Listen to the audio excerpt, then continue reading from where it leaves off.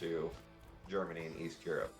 This is Thomas Sowell posting. Thomas Sowell is like the greatest scholar on diaspora ethnic groups. He wrote a book.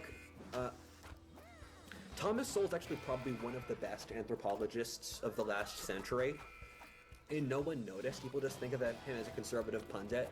But his anthropology work is the best. And his book, Conquests and Cultures, is really good because he looks at the British, and with the British, it's the English, Scottish, Irish, all those sub-ethnicities, then the Slavs, then sub-Saharan Africans, and then Native Americans. And in that book, he goes through how each of these broader ethnic groups, under different contexts, are conquerors and imperialists, or the conquered and the enslaved.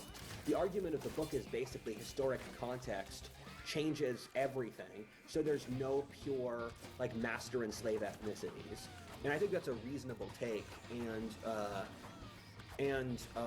then Migrations and Cultures is his study of diaspora ethnic groups. So he looks at the Italian diaspora, the German diaspora, the Chinese diaspora, the Indian diaspora, the Jewish diaspora, etc. And even later on into the 18th century, the German Empress of Russia, Catherine, invited huge populations of Germans to settle out by Kazakhstan, and that population had a huge demographic impact on the upper Midwest in America, because the Tsarist government started oppressing them, and Stalin ultimately genocided them off the face of the earth.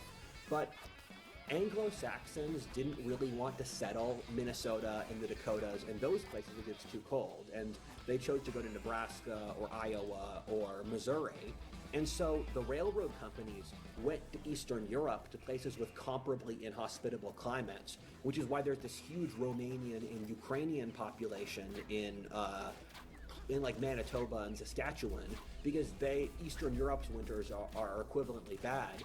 And it's why you have so many Scandinavians and Eastern European Germans in like the Dakotas and Minnesota, where in a lot of the Midwest, it's mostly Germans from Russia.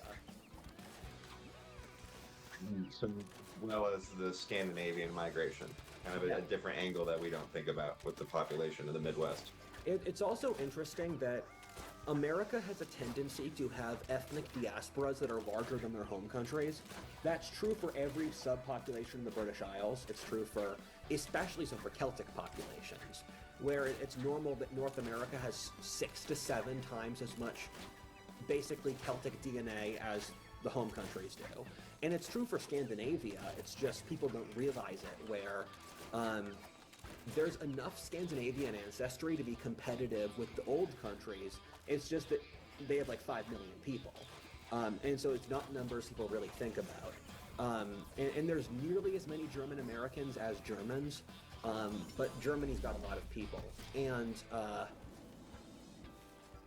so I have to actually get to the geopolitics again. Canossa, Hohenstaufen. So the Hohenstaufens have this big